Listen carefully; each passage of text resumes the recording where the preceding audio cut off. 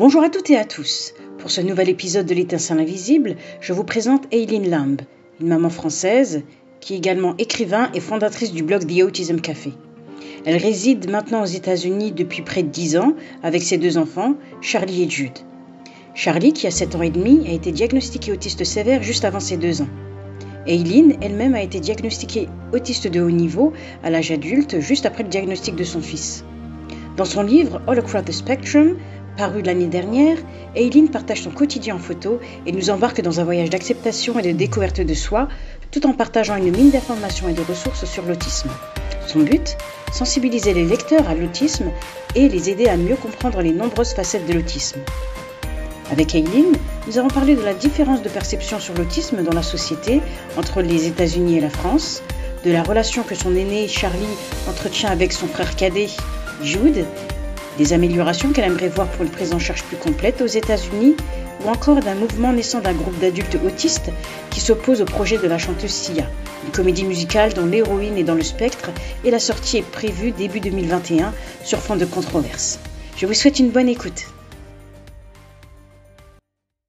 Bonjour Eileen, je te remercie infiniment d'avoir accepté d'échanger avec moi. C'est vrai que je te suis sur les réseaux sociaux depuis quelques temps. Dans le cadre de mon podcast, je me suis dit que ce serait très très intéressant pour moi de pouvoir échanger avec toi dans la mesure où tu vis aux États-Unis et que tu es également concernée par le sujet de l'autisme. Donc pour commencer, Eileen, si tu veux bien, je vais te laisser te présenter, un peu raconter ton parcours et ceux de tes enfants. Bonjour et merci de m'avoir dans ton podcast aujourd'hui. Je suis contente de pouvoir parler de ce sujet et des différences entre les États-Unis et la France. Je m'appelle Eileen Lamb, je suis française, mais j'habite aux États-Unis depuis bientôt 10 ans maintenant. Euh, mon... J'ai 2 enfants et mon aîné Charlie est autiste sévère. Il est non-verbal et il est aux États-Unis. Il reçoit de la thérapie ABA, ABA Therapy, 40 heures par semaine et, pour l'aider à progresser. Et moi, je suis une maman autiste, ce que j'ai appris en tant qu'adulte après que Charlie ait été diagnostiqué, mais je suis autiste de haut niveau.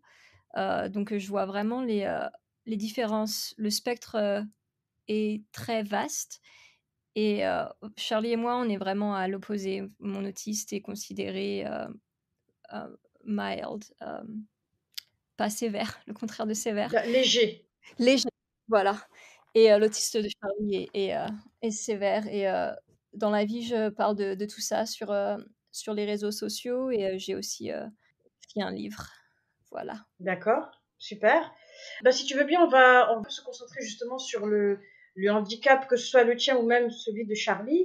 Est-ce que tu peux m'expliquer comment ça se manifeste ? Oui, déjà, Charlie a été diagnostiqué très tôt. On a commencé à voir les premiers signes quand il avait 18 mois. Il, euh, il a jamais parlé beaucoup et vu qu'on lui parlait en anglais et en français, on s'est dit que peut-être c'était juste parce que il apprenait 2 langues en fait, qu'il était en retard dans son langage. Mais quand il a eu 18 mois, il a arrêté de parler complètement. Donc c'était assez choquant. On est passé d'une dizaine de mots à plus de mots du tout. Et c'est là où on a commencé à se dire ça doit pas être normal. Il commençait aussi à ne plus vouloir interagir avec nous. Il passait ses journées à aligner ses petites voitures et il était tellement rigide qu'il pouvait rien faire d'autre. Il fallait juste qu'il aligne tous ses jouets. Il dormait seulement s'il avait un coussin particulier. Il mangeait que 2 types de nourriture différentes. Il a changé un peu. Enfin, ça a empiré quand il a eu 18 mois du jour au lendemain, en fait. Et maintenant, il a 7 ans et demi et il parle toujours pas, mais il communique avec une application sur son iPad. Et ça se manifeste toujours de la même façon. C'est juste que maintenant qu'il a 7 ans et demi, ça se voit encore plus. Parce que quand un enfant, il a 18 mois, 2 ans, on se dit, ah, bon, il est petit, il n'a pas encore appris, mais maintenant que Charlie est un grand garçon, ces différences sont moins invisibles qu'avant. Et oui, ça se voit. D'accord, d'accord. Et te concernant, en fait, comment tu décrirais un peu la manière dont le handicap se manifeste? Comment toi tu perçois tout ça? C'est différent et similaire.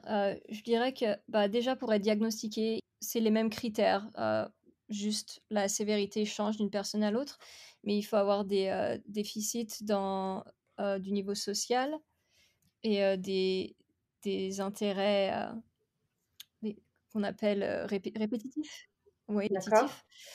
répétitifs, et des problèmes de communication. Donc pour moi, la communication, heu verbale, c'est pas que je ne peux pas parler, je peux très bien, communiquer avec les gens, mais c'est difficile, d'avoir des conversations, heu, longues et de toujours savoir ce que les gens ils disent. J'ai eu beaucoup de mal en grandissant à garder mes relations, à maintenir des relations par exemple. Ne pas toujours comprendre quand, on fait du mal, à quelqu'un avec des mots, quand, on pousse les choses trop loin. Hem et aussi, une très grande partie pour moi est, les sorties. Par exemple, aller au magasin pour, aller acheter, des fruits. C'est très difficile, d'être autour de monde, la foule, le bruit. Par exemple, je trouvais toujours des excuses quand, j'étais en France pour pas aller voir les feux d'artifice le 14 juillet. Hem, je pouvais pas, et j'osais pas le dire, aux gens les vraies raisons, j'avais peur qu'on se moque de moi.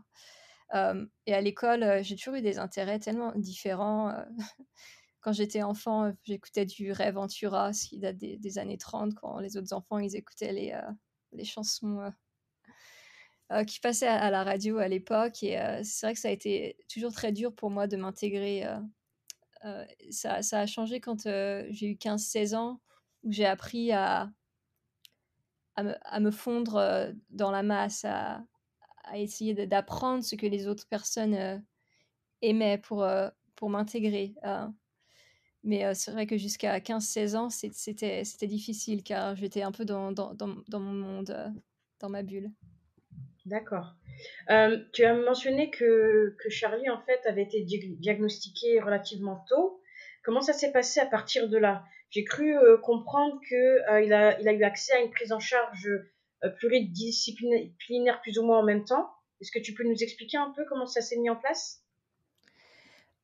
Oui, donc ce qu'on a fait quand on a commencé à avoir des doutes, sur le développement de Charlie, c'est qu'on a appelé un programme ici, qui s'appelle, Early Childhood Intervention. C'est la l'aide à et vous avez quelque chose, pareil en France maintenant qui est en train de se développer, ça s'appelle les plateformes de coordination, quelque chose comme ça. Je sais plus le nom, il faudra regarder.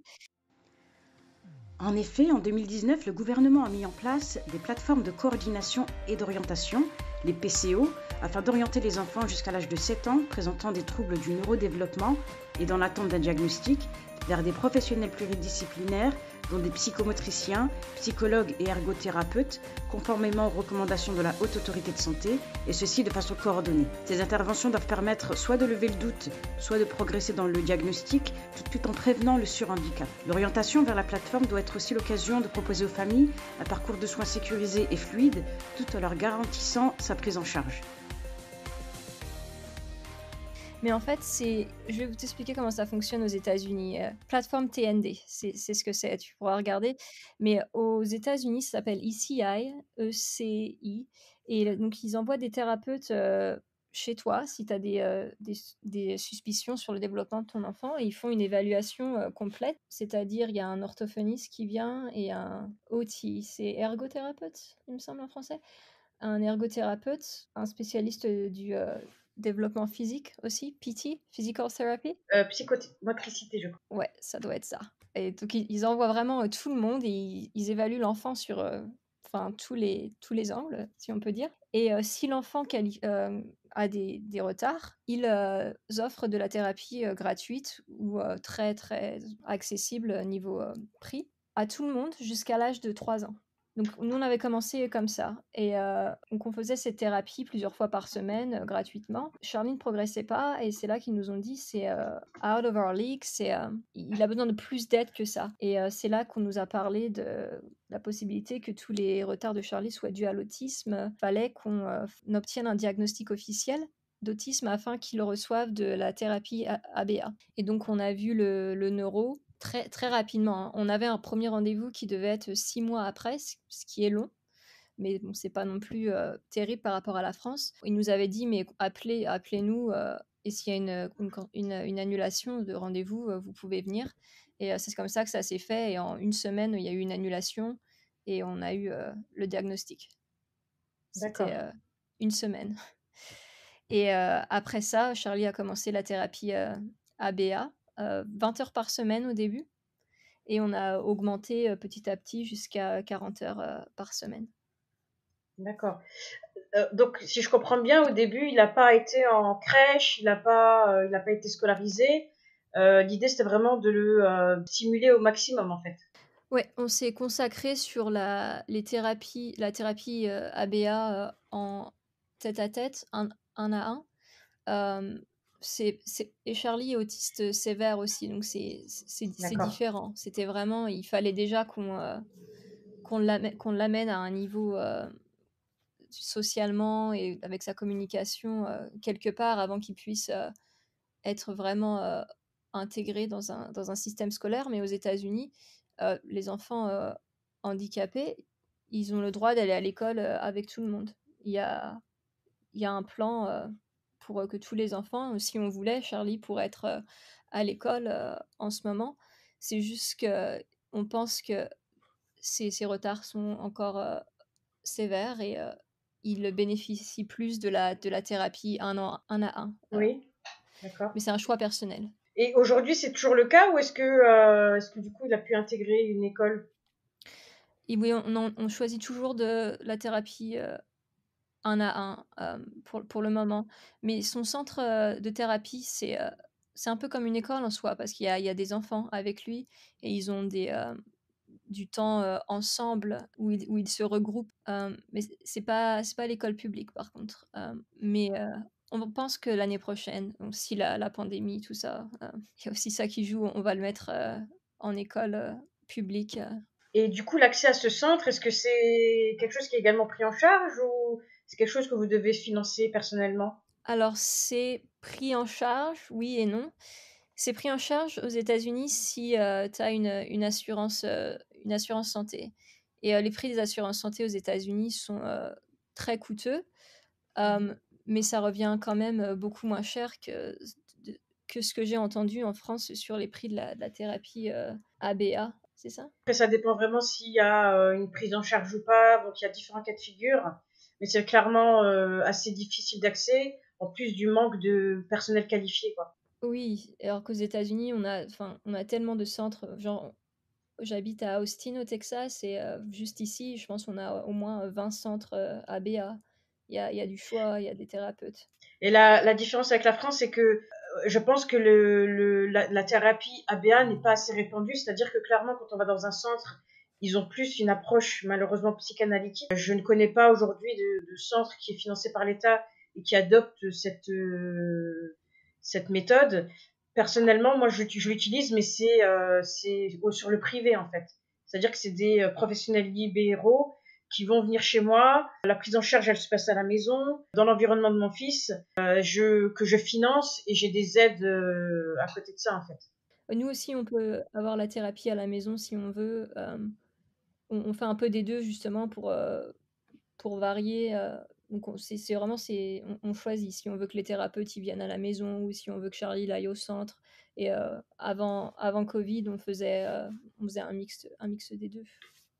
Au moment où on t'a annoncé le diagnostic de Charlie, comment tu t'es, enfin, à quoi tu as pensé? Qu'est-ce que tu as ressenti à ce moment-là? Au moment du diagnostic, c'était pas officiel, j'étais, relieved, j'étais, hem, Soulagée. soulagée, hem, parce que je savais qu'il nous fallait ce diagnostic pour qu'il puisse avoir accès à la thérapie, ABA pour que l'assurance, rembourse D'accord. la thérapie.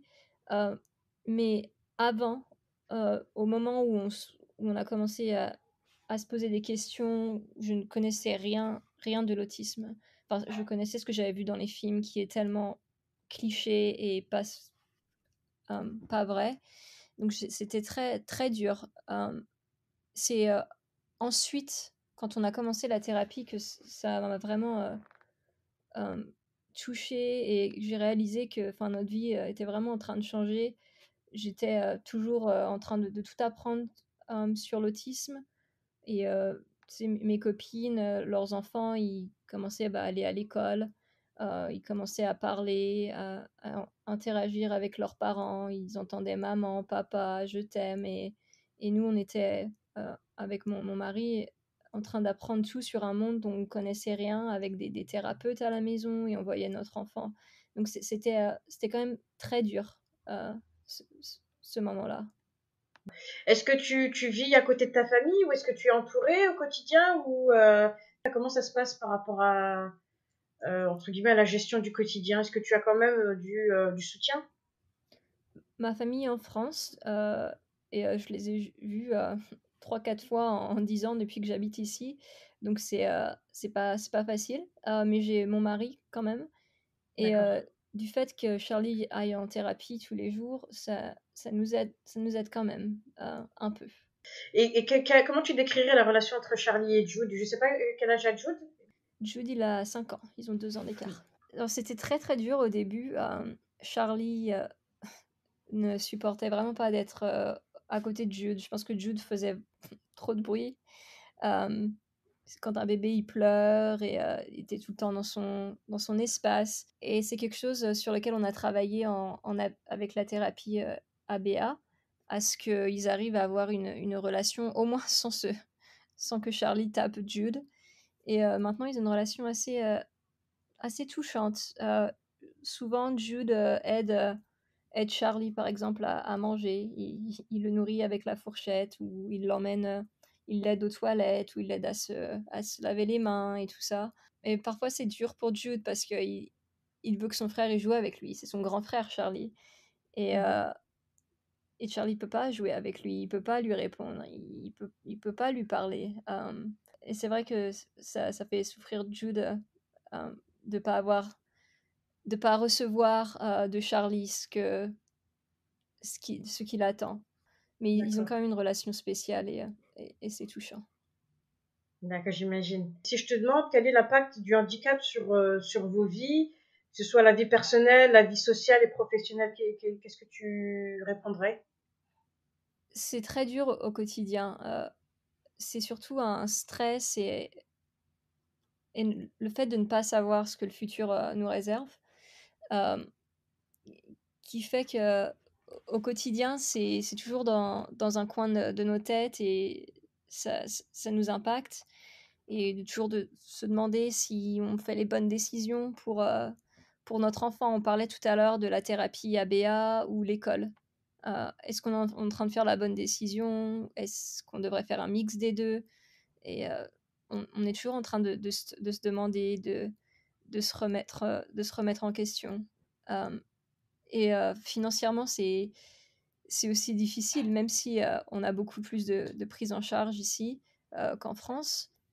C'est quand même un poids et il y a des niveaux, par exemple, il y a une école ici juste pour enfants, autistes, à Austin, qui a des professeurs, trained, Formé. formés en ABA et c'est une école reçoit tellement qui est pas apparemment le top du top, mais financièrement, on ne peut pas accéder à ça, par exemple. Dans le coin de nos têtes, dans tous nos choix, en fait, on doit penser à Charlie, à son avenir, c'est difficile. Et du côté professionnel, comment ça se passe? Est-ce que tu as dû abandonner ton travail? Je sais qu'aujourd'hui tu fais pas mal de choses, pas mal de photographies. Bah, comment tu essaies de concilier les deux? En fait, j'ai jamais eu, l'habilité d'avoir un travail, comme beaucoup de gens ou dans un côté, social. D'accord? Sûrement à cause de mon autisme, d'ailleurs, ça a toujours été très dur pour moi. J'ai jamais travaillé de cette façon parce que comme je disais, c'est très dur pour moi d'être, autour de gens. Donc au final, c'est un des côtés, ben, positifs de ce qui nous est arrivé, enfin de l'autisme, c'est que je partage ma journée, nos vies, notre expérience avec l'autisme sur internet et j'ai aussi, pris goût à la photographie et à l'écriture et c'est devenu mon travail à temps plein, en fait, la photographie, mon blog et ma vie d'écrivain et tout ça, bah, c'est grâce à l'autisme. Ça m'a permis, ben, j'ai pas dû, arrêter de travailler parce que je travaillais pas avant. Du coup, au contraire, ça m'a ouvert des portes. Et d'un point de vue social, est-ce qu'aujourd'hui, tu as quand même la possibilité de peut-être d'avoir des hobbies, d'avoir un cercle social? Comment ça se passe avec ce cercle social par rapport à ton enfant? J'ai pas de d'amis qui a des enfants. Je pense qu'une partie de moi a du mal à être amie avec les mamans. Peut-être que ça me fait mal parce que je sais que Charlie ne va pas pouvoir interagir. J'ai quelques copines ici maintenant que je vois, mais c'est vrai que quand je les vois, justement, c'est plutôt, j'ai besoin de ne pas parler de l'autisme avec elle. C'est un peu c'est ma pause, mon break pour Mhm. penser à moi et de faire une petite pause sur ma vie de maman, une petite parenthèse juste pour, quelques heures par semaine pour oublier tout ça, si je peux dire. J'ai lu en ligne, donc tu as fait une interview et j'ai lu une phrase qui m'a quand même qui m'a plu. Tu disais être reconnaissante de la chance de vivre dans un pays où les autistes sont acceptés et où la prise en charge des enfants autistes est accessible et de haute qualité. Quelles sont selon toi les différences majeures par rapport à la France? Quelque chose qui est, très choquant pour moi, c'est, le regard des gens. Comme, je te disais, je suis retournée en France une seule fois en 10 ans. Charlie, je savais même pas qu'il était autiste à l'époque, mais je m'étais pris des commentaires par des gens, dans la rue, comme quoi il est, mal élevé. Et ici, je dis pas que ça ne va pas arriver, mais les gens ne vont pas juger de la même façon. Le regard sur le handicap est beaucoup plus en général, bien entendu, les gens sont beaucoup plus, Ils sont beaucoup plus ouverts, plus plus ouverts, tolérants. tolérants, voilà, c'est ça.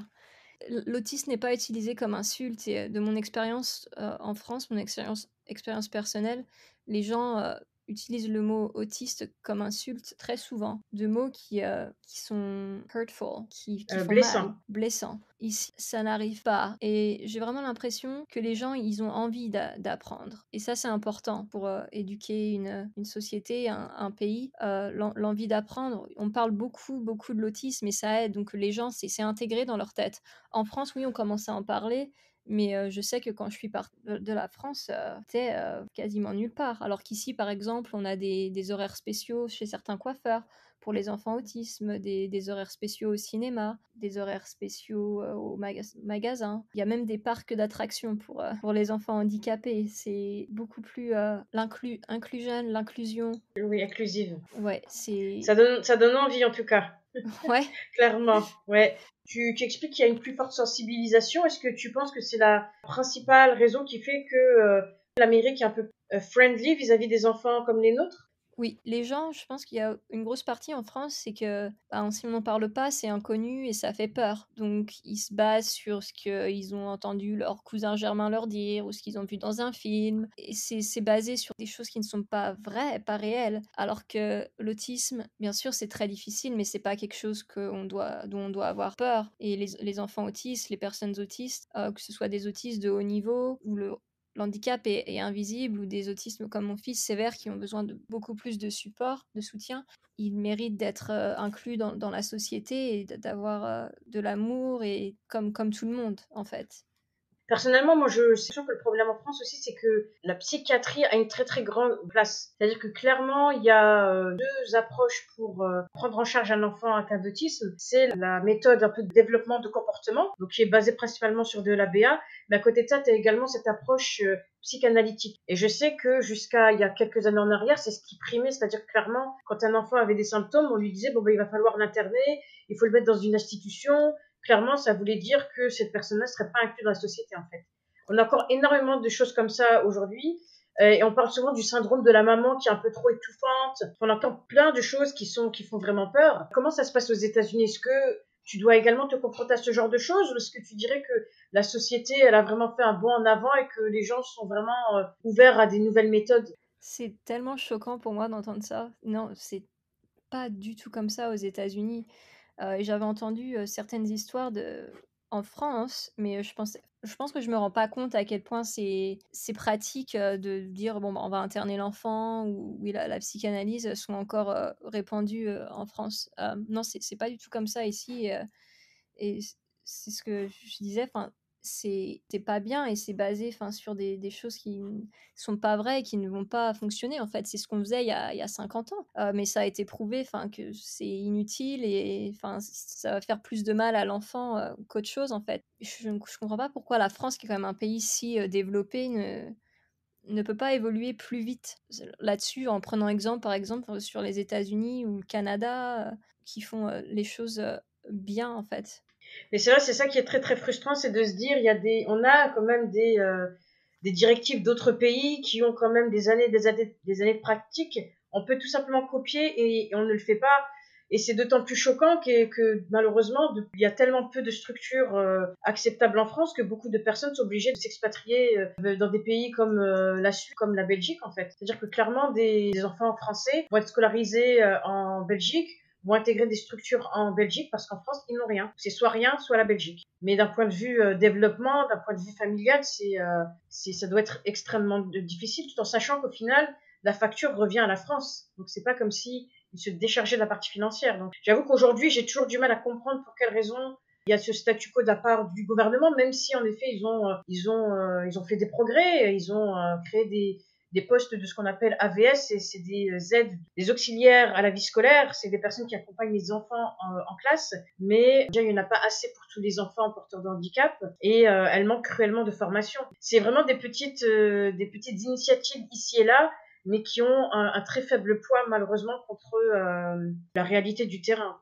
C'est fou, c'est tellement choquant. J'ai entendu, enfin, j'ai une copine d'ailleurs qui habite à Austin maintenant, qui faisait ça, qui habitait, près de la Suisse et ils ont à la frontière. Ils ont déménagé ben, aux États-Unis, mais tout le monde ne peut pas faire ça. Ils ont eu la chance que son mari trouve un boulot ici, etc. Ils ont eu des visas. Le fait que les gens doivent s'expatrier pour avoir accès à des thérapies et une bonne prise en charge pour leurs enfants autistes, alors qu'ils vivent dans un pays comme la France, enfin, ouais, c'est plus que choquant, quoi. Et j'espère que les choses vont changer. Et je pense que ça passe par avoir ce genre de discussion qu'on est en train d'avoir en ce moment et à en parler le plus possible. Comment tu perçois l'avenir face au handicap? Tu vois peut-être une direction que vous pouvez prendre par rapport à Charlie? Non, et c'est ça qui est très dur, c'est que on ne sait pas, en fait. Ça dépend tellement de comment il va progresser avec son langage, ses capacités à communiquer et à prendre soin de lui, s'habiller, aller aux toilettes, ne pas courir devant les voitures. On sait pas ce que l'avenir nous réserve. C'est ça qui est assez dur, au quotidien, de pas savoir. Le problème aux États-Unis, parce que tout n'est pas parfait quand même, c'est qu'il y a beaucoup moins d'aide une fois que les enfants sont adultes, quand les enfants grandissent. Et c'est vrai que ça fait peur, de se dire: «On va faire quoi?» Le but, prochain est de le mettre à l'école à la rentrée prochaine, ce serait, un objectif, oui, c'est l'objectif qu'on aimerait, atteindre, court terme déjà. Je sais que notamment aux États-Unis ou même au niveau international, on a de plus en plus de personnes qui expliquent qu'elles sont porteuses, enfin qu'elles ont des traits autistiques. Je pense notamment à Temple Grandin. Je pense également, je crois que le fils de Tony Braxton également.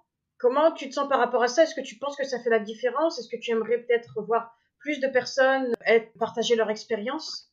Ah oui et non, mais alors là, ça vient de mon expérience aux États-Unis. C'est parce qu'il y a beaucoup d'adultes, ou jeunes adultes qui, se autodiagnostent avec l'autisme, en fait, et bon, c'est leur droit. Je trouve que c'est pas bien, mais voilà. Parce que c'est tellement dur d'avoir un diagnostic en France, par exemple, bon, peu importe. Mais le problème, c'est que ces gens-là, ils agissent sur les réseaux sociaux en, en disant aux parents d'enfants autistes qu'ils n'ont pas le droit de parler de l'autisme de leurs enfants s'ils ne sont pas autistes eux-mêmes, parce que eux, en tant qu'autistes, ils savent mieux que les parents. Et c'est pas dit gentiment, et c'est du harcèlement constant, que moi je vis, bien que moi je sois diagnostiquée autisme officiellement par aux États-Unis. Mais beaucoup de parents aux États-Unis n'osent plus parler de l'autisme de leurs enfants à cause de ces gens, de ce mouvement.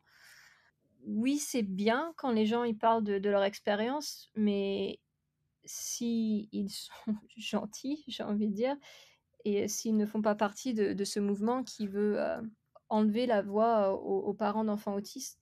Mais je pense que ça va arriver en France dans 30 ans, vu que vous n'êtes pas encore au niveau où les gens en parlent. Donc, c'est dur pour moi d'avoir une perspective là-dessus, parce que nous, on est arrivé à un stade où il y a beaucoup de division dans la communauté autiste entre les parents et les autistes. Mais enfin, je comprends pas parce que clairement un enfant ne peut pas s'exprimer, donc quelque part qu'un parent décide de porter sa voix, je trouve ça plutôt positif. Mais quelles sont les remarques qu'on peut te faire, par exemple?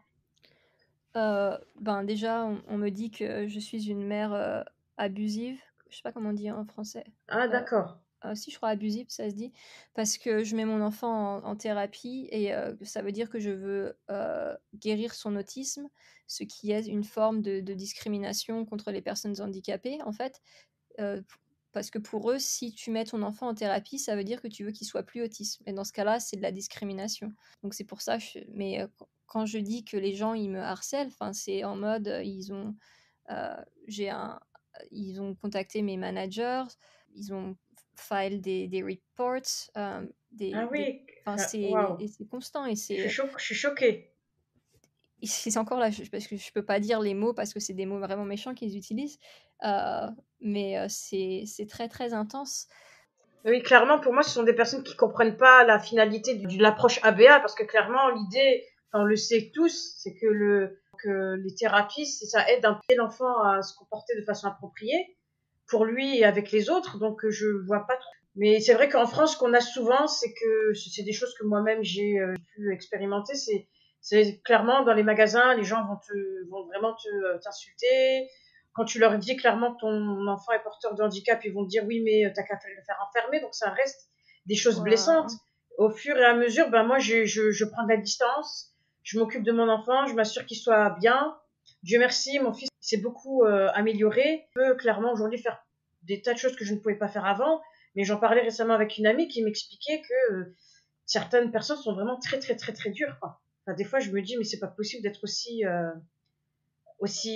froid et aussi insensible, quoi. Ça reste des enfants, donc il faut en effet sensibiliser et informer et faire comprendre que c'est pas, on n'a pas choisi ça et qu'au final, tout ce qu'on fait, c'est vraiment pour que notre enfant soit inclus dans la société, quoi. Il soit pas un boulet, quoi. Bien sûr. Oui, et leur argument contre ça, c'est: «Mais pourquoi est-ce que tu essayes de changer ton enfant? Est-ce que tu essayes pas de changer la société?» C'est ça leur, Je vois pas vraiment le rapport, pour être honnête. ouais. Ah non, mais moi non plus. Mais surtout qu'avec un enfant, neurotypique, ça se dit en français? Oui, Hem, on les emmène, à l'école. Ils vont à l'école pour apprendre, juste comme un enfant autiste. Enfin, ce serait pour moi, ce serait de l'abuse de ne pas le mettre en thérapie pour pas qu'il apprenne à parler, à communiquer, à se laver, à aller aux toilettes. Hem, exactement. tout le monde a le droit à ça, en fait. Je trouve que c'est une façon de penser, très, à l'envers, en fait, qui n'est vraiment pas utile, et ça me fait de la peine parce qu'ils sont tellement intenses dans la façon où ils parlent aux parents en ligne sur internet, qu'on est arrivé aux États-Unis à un point où les parents, ils ont peur de s'exprimer sur l'autisme online, en fait, sur les réseaux sociaux, de peur que ces gens-là les attaquent, en fait, parce que c'est très intense. Donc, bon, vous n'avez pas ce souci-là en France, ce qui est très bien, mais c'est aussi horrible d'entendre de l'opposé, et des gens qui ne connaissent rien à l'autisme et qui vont te dire d'aller faire interner ton enfant. Mais je pense que ce qui se passe en France, j'ai eu le cas la dernière fois où j'ai interrogé une maman, elle disait clairement qu'elle ne voulait pas être reconnue parce qu'elle ne voulait pas être stigmatisée par la société, elle ne voulait pas avoir de problème avec son travail, elle ne voulait pas que les gens la prennent en pitié. Donc je pense vraiment, et je sentais dans sa manière de s'exprimer elle avait beaucoup de choses à dire, mais qu'elle retenait un peu ses mots parce qu'elle ne elle voulait absolument pas qu'il y ait un retour de bâton en fait.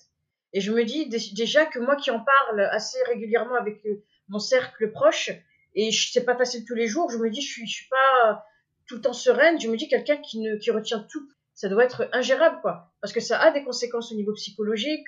Enfin, moi j'ai eu des soucis de santé et ça c'est clairement lié, c'est du stress, c'est des problèmes pour dormir, on apprend à gérer ça avec le temps, mais si on ne fait pas attention, je pense que ça peut clairement avoir des répercussions négatives. D'ailleurs récemment j'ai lu un article disant que les aidants familiaux, en fait les parents d'enfants autistes, on pouvait on pouvait comparer leur expérience d'aidant familial à un soldat qui revenait qui a été en guerre en fait. Voilà. Et c'est très explicite en fait. Ouais, je comprends totalement ça. C'est triste, mais ouais, je comprends pourquoi cette comparaison. Ouais. Enfin, Ouais. Et les gens ne se rendent pas compte parce que c'est vrai que souvent, ils vont voir un enfant, soit l'enfant va être un peu, va pas forcément beaucoup réagir, mais ils se rendent pas compte que dès qu'on est à la maison ou dès qu'on est dans un cercle restreint, il y a des difficultés que eux-mêmes n'ont pas à gérer en fait. Et c'est constant, c'est une attention constante en fait. C'est ouais, non-stop. c'est ça. C'est ce que j'en parlais avec mon mari hier parce que ça met de la tension sur nos relations, juste parce que, par exemple, Charlie, il a aucun... Il y a beaucoup d'enfants, qu'on en parlait avant, qui ont des intérêts, par exemple, les trains. C'est un cliché, mais c'est vrai que beaucoup d'enfants autistes ont des intérêts comme ça. Mais Charlie, ses intérêts, c'est enlever la terre des plantes et la mettre par terre, par exemple. Et il n'abandonne pas. Et donc, dès qu'on tourne les yeux, en une seconde, la terre, elle est par terre. Ou alors, ce qu'il aime faire, c'est prendre des bouteilles d'eau, les renverser par terre. Et ça, c'est que tout ce qu'il aime faire, en fait, c'est des trucs sensoriels qui font Ouais. un bordel dans la maison pas possible. Et si on tourne les yeux pendant une seconde, c'est fini. Il y a un bordel monstre. Et c'est très stressant, en fait, de vivre comme ça dans... Je vais pas ne pas avoir de bouteille d'eau à la maison. On ne peut pas... je pourrais ne pas avoir de plantes, mais tu vois, c'est quelque chose qui me rend heureuse, toutes mes plantes dans la maison. Et c'est ce genre de choses au quotidien que les gens, je pense, ne se rendent pas compte, en fait. J'avoue qu'aujourd'hui, moi, j'ai la chance de vivre seule avec mon fils, d'avoir mon propre appartement et je suis obligée de mettre beaucoup d'eau dans mon vin pour permettre à mon enfant d'être épanoui. C'est-à-dire qu'il va faire des choses qui, en temps normal, voilà, un parent n'accepterait pas, mais moi, je me dis, voilà, c'est mon petit plaisir. Liam, il aime beaucoup faire ça, je vais le laisser faire, quoi. Je vais pas le juger, je vais pas le gronder, ça lui fait du bien et je rangerai après, il s'est cassé, c'est pas grave. On passe à autre chose, en fait. Ça aide. Maintenant, j'aimerais aborder l'aspect un peu positif par rapport à votre vie actuelle. Tu parlais notamment du fait que tu es passionné de photographie, tu as ton blog, tu as écrit un livre. Est-ce que tu peux nous parler un peu de tout ça? D'ailleurs, c'est marrant parce que mon blog, il a commencé parce que je voulais tenir ma famille informée en France, en fait, après que Charlie était diagnostiqué autiste. Donc, j'avais fait un post sur ma page Facebook que j'avais fait rendu public, en fait, justement, qui disait, juste parce que Charlie, il joue pas comme les autres enfants, ça veut pas dire qu'il est débile, blablabla. Et ça avait été partagé beaucoup, beaucoup de fois en France. Et je m'étais dit, je vais commencer une page Facebook en fait pour partager voilà ce qui se passe avec Charlie comme ça si les gens ils veulent suivre ils suivent sinon tant pis comme ça je vais pas il y aura pas ce genre de truc si les gens ça les intéresse pas hein, c'est ma vie mais je vais pas les forcer hein, s'ils veulent pas apprendre sur l'autisme et de là en fait c'est beaucoup de gens ont, ont trouvé du réconfort en fait dans ce que je partage, dans mes mots, les photos, parce qu'ils ils vivent la même chose avec leurs propres enfants. Et ça crée des liens, en fait. Ça nous fait nous sentir moins seuls. Et en fait, de cette page Facebook, j'ai commencé un blog. Et du blog, j'ai commencé une page Instagram parce que j'ai pris plaisir à la photographie. Et c'était vraiment... ça a été thérapeutique pour moi, la photographie. Et de là, j'ai écrit mon premier livre qui a été publié l'année dernière et de là, mon deuxième et enfin, tout s'est un peu, enchaîné. Tout est parti vraiment d'un post, sur ma page Facebook parce que je voulais, justement dire aux gens en France: «Mais enfin, arrêtez d'utiliser le mot autiste comme une insulte. Arrêtez d'assumer que juste parce qu'un enfant, fait ça, ça veut dire qu'il est stupide». Je voulais éduquer les gens en France. Parle-moi justement de ton bouquin. Tu en as écrit deux, c'est ça? Oui, le premier sur l'autisme et en fait, ben, justement, je parle beaucoup de mon diagnostic. C'est un truc qui est encore difficile pour moi d'en parler parce que j'ai vécu, enfin, toute ma vie sans savoir que j'étais autiste et j'ai toujours l'impression mais les gens ils doivent se dire: «Mais enfin, n'importe quoi». Je sais que la réaction de ma mère, c'était, «C'est tellement un truc d'américain». Je me dis: «Bah non, c'est surtout qu'en France, les gens, ils y connaissent rien et enfin, juste parce que, enfin, j'ai l'air normal», j'aime pas le mot normal, mais enfin, ça veut pas dire que non et l'autisme, a beaucoup de niveaux de sévérité et donc je reviens sur mon enfance en France, dans ce livre et comment j'en suis arrivée à ce diagnostic et je parle aussi, bien sûr beaucoup de Charlie. Ce que c'est d'élever Charlie, et les façons, I relate, comment dire? Je sais ce que Charlie ressent. C'est une connexion en fait, sur certains trucs. Par exemple, le bruit, enfin moi c'est quelque chose qui a toujours été très dur pour moi et c'est très dur pour Charlie aussi, donc parfois il y a des gros bruits et on va tous les 2 se couvrir les oreilles, dans et les gens autour, ils se demandent, enfin ce qu'on a entendu parce que tellement c'était pas fort pour eux et sur certains trucs, on se comprend, tu vois? Sans parler, mais par contre, il y a d'autres choses, même si on partage le même diagnostic que je comprendrai jamais parce que moi, j'ai toujours été, très verbale. J'ai jamais eu de soucis, avec ça et Charlie ne parle pas, donc je fais un peu le parallèle entre mon autisme et son autisme et je suis en train d'essayer de publier ce livre en France d'ailleurs. C'est, pas encore, finalisé, mais je vais essayer de parler de tout ça dans un livre, en France. Donc j'espère que ça va se faire parce qu'il y a beaucoup de gens qui me demandent pour une traduction parce que j'ai écrit ce livre en anglais. Mais je pense que c'est très important de partager ton vécu parce que tu as vraiment deux expériences en fait dans une vie. Et moi, c'est vraiment quand j'interviewe des gens, c'est vraiment ça que j'aime bien mettre en avant. C'est vraiment comprendre un peu l'acheminement qu'il y a eu et le fait que tu aies pu évoluer dans une société en sachant qu'il y avait quelque chose d'atypique quelque part chez toi, mais sans savoir exactement quoi. Donc vraiment, comment tout cet acheminement psychologique, comment tu te positionnes, comment parce que ça laisse des traces, forcément, ça influence la personne que tu vas devenir quelque part. Et d'ailleurs, pour revenir aux commentaires de ta maman, récemment, j'ai aussi eu un entretien avec deux personnes qui sont également diagnostiquées Asperger. Elles sont Asperger, elles le savent depuis une année, mais elles m'ont expliqué exactement la même chose, exactement les mêmes étapes. Waouh! Ah, c'est fou. Ouais. Eh oui, Même exactement. Et c'est hallucinant parce que l'une d'elles était mariée et elle expliquait que malgré la pose du diagnostic, son mari n'assimilait toujours pas le fait que sa manière de fonctionner était spécifique. Sa fille, pareil. Elle se disait que quelque part, si elle était aveugle ou si... Ben là, son entourage peut-être réagirait de manière différente en fait. beh, oui, c'est ça. Non, mais c'est dur, en fait, pour les gens de comprendre quelque chose qu'ils ne voient pas ou alors ils se disent: «Bah, juste parce que» et c'est aussi quelque chose que j'aborde beaucoup dans mon livre, c'est que juste parce que tu vois pas le handicap, ça veut pas dire que c'est pas là et c'est aussi juste parce que j'ai l'air de pouvoir faire quelque chose, genre juste parce que bien sûr j'ai 2 jambes, 2 bras, une tête comme tout le monde, ça veut pas dire que je peux aller dans un magasin, faire les courses, et que ce soit facile. Tu vois? C'est quelque chose que je peux pas faire et c'est pas parce que j'ai pas envie, bien sûr j'en ai trop envie, mais enfin c'est quelque chose d'invisible, c'est plus fort, plus fort que moi. Ou je parle dans mon livre aussi de ma tendance à prendre les choses, mais vraiment très littéralement et sans vraiment réfléchir. Une fois ma mère elle m'a déposée quand j'étais enfant devant, la boulangerie. Il y a une boulangerie et une boucherie à côté et elle me dit, «Va demander une baguette de pain bien cuite». Elle me disait toujours exactement quoi dire parce que j'ai du mal à improviser quand je commandais quelque chose en tant qu'enfant. Il fallait vraiment, enfin,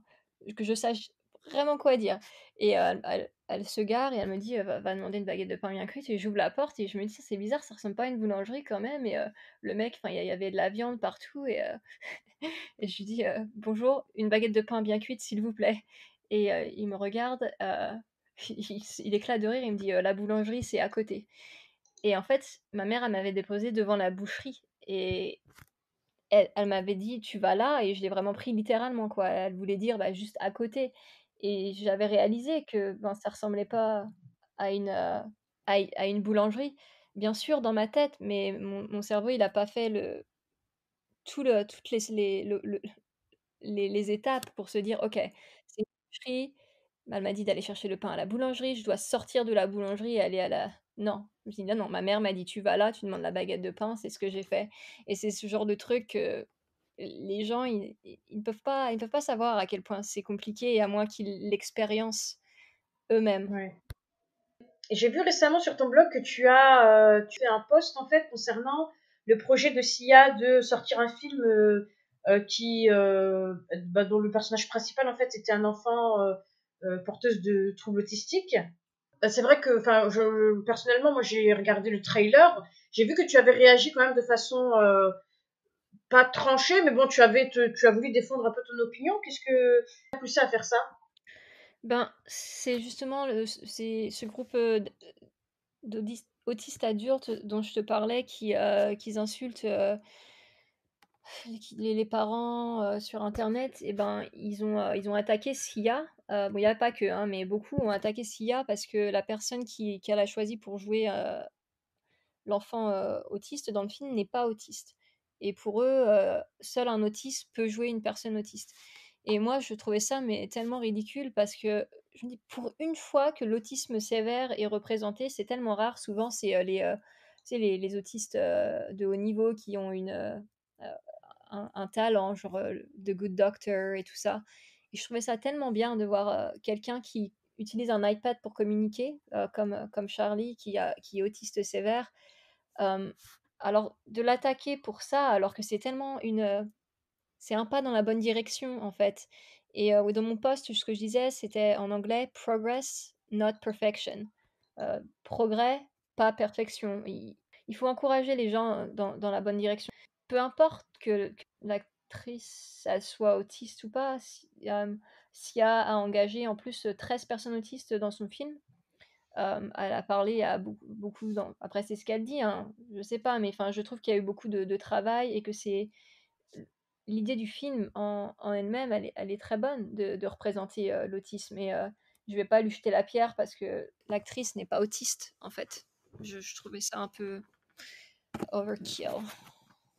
Après, au contraire, je me dis le fait d'avoir confié ça à une personne qui n'est pas autiste, ça rend entre guillemets la prestation encore plus percutante quelque part parce que ça nécessite un travail quelque part, un Oui. travail pour vraiment être crédible entre guillemets dans ce rôle-là. Donc c'est vrai que moi-même j'ai vu le trailer, j'ai pas compris la polémique.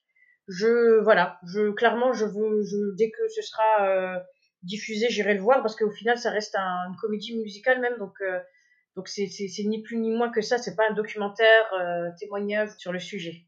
Oui et puis je trouvais ça vraiment bien aussi que ce soit une fille qui soit dans le film, car l'autisme est très, très, très souvent représenté par des garçons, des hommes. Et ouais, c'est encore une autre chose positive, donc c'est pour ça et en fait, juste le fait que ce soit ces mêmes gens qui sont toujours en train de m'insulter, qui l'insultent elle, enfin ça m'a c'est vrai que normalement j'essaye d'exprimer mes opinions d'une façon assez balanced, balancée, hem, Équilibré. équilibrée. Mais pour ça, non, je suis pas bien sûr que si elle avait engagé une actrice autiste, ça aurait été mieux, mais enfin, non, je suis vraiment, du côté de Sia pour ça. Si aujourd'hui tu avais droit à un souhait pour améliorer ton quotidien, celui de ta famille, celui de ton fils, ce serait lequel? J'aimerais beaucoup que il y ait plus de services. On peut avoir la thérapie ABA à la maison si on veut, mais par exemple le week-end, eh ben, on n'a pas d'aide en fait et donc ça veut dire que du, lundi au vendredi, on a de l'aide. Genre par exemple Charlie est en thérapie, au moment où je te parle et après le week-end arrive et on est tout seul, sans aucune aide et j'aimerais beaucoup, qu'il y ait, quelque chose, pour nous aider, le week-end, comme de la thérapie, ABA. Et aussi, j'aimerais plus d'aide pour quand les enfants grandissent, qui sont adultes, parce que l'autisme ne s'arrête pas quand les enfants grandissent. Bien sûr, que les gens soient plus gentils avec les parents, parce que euh, on a, toi et moi, on a la même expérience de ce côté-là, et si tout le monde pouvait juste essayer de s'entendre, ça aiderait beaucoup les autistes, en fait, plutôt que de se battre sur Internet. Ouais, l'impression que ça me donne, peut-être que je me trompe, mais j'ai l'impression que quelque part, s'auto-diagnostiquer, c'est un peu un effet de mode et c'est peut-être attirer l'attention. Alors, ça a un tel impact que c'est clairement pas un sujet sur lequel tu veux prendre ça comme porte-drapeau pour aucune raison, en fait. C'est vrai que c'est assez aberrant quand on a les deux pieds dedans et qu'on sait clairement que on est loin d'être sorti d'affaires. Et c'est vrai qu'entendre des gens qui sont là à nous assommer de remarques, c'est pesant. Ben oui, c'est ça. Et ça nous fait nous sentir très coupables, en fait. Et je me dis, mais si un jour mon fils... Ah oui, ils me disent aussi que mon fils, il me détestera un jour quand il verra que je partageais notre vie sur Internet. Euh, et dans ma tête, je me dis, mais si ça arrive, je serais contente d'un côté, parce que ça voudra dire que Charlie, il a appris à lire, à utiliser un ordinateur, Ouais, et à ouais. avoir à penser de lui-même. Mais par exemple, j'aurais pas été en colère contre ma mère si elle avait partagé ce que c'était pour elle d'élever un enfant autiste, tu vois. Moi, euh, ouais. Non, c'est honnêtement, c'est bah, parce que c'est clair que tu le fais vraiment d'une manière très très stylée. Enfin, on voit vraiment. À la limite, à un moment donné, je me suis demandé si tu étais photographe professionnel parce que c'est vraiment, c'est très joliment fait. Donc honnêtement, de ce point de vue-là, je ne peux que t'encourager à continuer parce que comme tu le disais, ça aide beaucoup d'autres parents. Clairement, moi, dernièrement, j'ai lu beaucoup de tes posts et je me suis dit, mais je suis vraiment en phase avec ta manière de penser, que ce soit l'ABA, que ce soit SIA, que ce soit le quotidien. Ça nous fait du bien de nous dire, bah, finalement, il n'y a pas que moi qui fait face à ce genre de Ah situation, bah quoi. merci, ça fait plaisir à entendre. Il n'y a pas de souci, tout le plaisir est pour moi. On se dirige tout doucement vers la fin de ce podcast. Les deux dernières questions. Et je voulais savoir, en fait, pour quelle raison tu avais accepté de participer à ce podcast. Clairement, pour raise awareness, pour éduquer les gens. Je pense que si quelqu'un décide d'écouter cet épisode, ils ont envie d'apprendre, et je pense que le plus de gens apprennent sur l'autisme, le plus de gens en parlent, le plus on normalise l'autisme, ben, le plus d'avancement il va y avoir pour les autistes. Faut en parler, en fait. Et c'est pour ça. Je voulais partager mon expérience. Je pense que j'ai une histoire intéressante du fait que je sois autiste de haut niveau et que mon fils soit autiste sévère. Et je voulais vraiment parler de tout ça aux Français. C'était un peu l'idée, qui m'a poussé à t'acter parce que je pense clairement que ça va aider beaucoup de personnes justement dans leur réflexion et dans leur manière peut-être d'aborder ce sujet-là. Qu'est-ce que tu souhaites que les auditeurs retiennent du podcast et du handicap de ton enfant? Alors, j'aimerais que les gens réalisent que le spectre est, est grand, et qu'il y a une grande différence d'un autiste à l'autre. D'une, déjà, si quelqu'un est autiste de haut niveau, faut pas se dire que oh bon bah, c'est bon, ils peuvent le faire, ils ont qu'à essayer. Clairement, ils ont rien, c'est léger leur autisme. Non, même si c'est autiste de haut niveau, c'est quand même sérieux. Juste parce que tu vois pas le handicap, ça veut pas dire qu'il est pas là. Et aussi de se dire que l'autisme sévère, comme mon fils, c'est vraiment intense, et on ne sait pas s'il va parler un jour. Peut-être pas, on ne sait pas s'il va pouvoir vivre un jour tout seul, prendre une douche tout seul. Et il y a des niveaux dans l'autisme, et c'est important de se rappeler de ça. Euh, mais aussi, j'aimerais vraiment que les gens, ils acceptent l'autisme dans toutes ses formes, toutes ses sévérités. Les autistes, c'est des gens à part entière, c'est des gens qui méritent d'être aimés, et qui méritent tout ce que les autres enfants et adultes reçoivent. Ils ont leur place dans la société, ils ont juste besoin d'un peu plus d'aide. Et je pense que c'est aussi important d'arrêter de pointer le doigt sur la mère quand un enfant est diagnostiqué autiste. Car ça a été prouvé, enfin, ça vient pas de la mère, ça vient pas... Et c'est important de se rappeler de ça. Et si vous voyez une maman qui est en galère avec son enfant, enfin, assumez pas qu'elle est une mauvaise maman. Enfin, vous savez pas, ça se trouve l'enfant est autiste. Ouais, respectez les gens. D'accord. Ok. Super. Est-ce que tu peux partager peut-être ton pseudo sur les réseaux sociaux et communiquer le nom de ton livre, s'il te plaît? Oui, alors c'est en anglais, The Autism Café, sur tous les réseaux sociaux, THE, Autisme, Café, The Autism Café. Et mon livre, c'est All Across the Spectrum, mais pareil, c'est en anglais. C'est vrai que ma vie est beaucoup en anglais depuis 10 ans.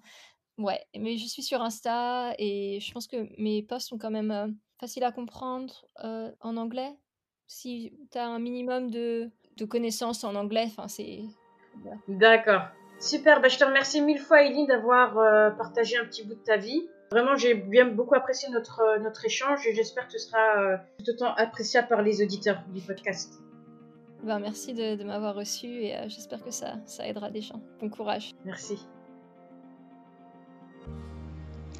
Je vous remercie d'avoir écouté un épisode de L'Étincelle Invisible. J'espère que vous avez apprécié son contenu et que vous avez pu en tirer quelque chose de bénéfique pour vous ou même pour une tierce personne. Si vous souhaitez me soutenir dans la sensibilisation autour du handicap invisible et plus précisément du spectre autistique, n'hésitez pas à vous abonner et à partager ce podcast ou à me suivre sur Instagram et Facebook sous le pseudo L'Étincelle Invisible, tout attaché, car je reste convaincue que seul on va plus vite, mais ensemble on va plus loin.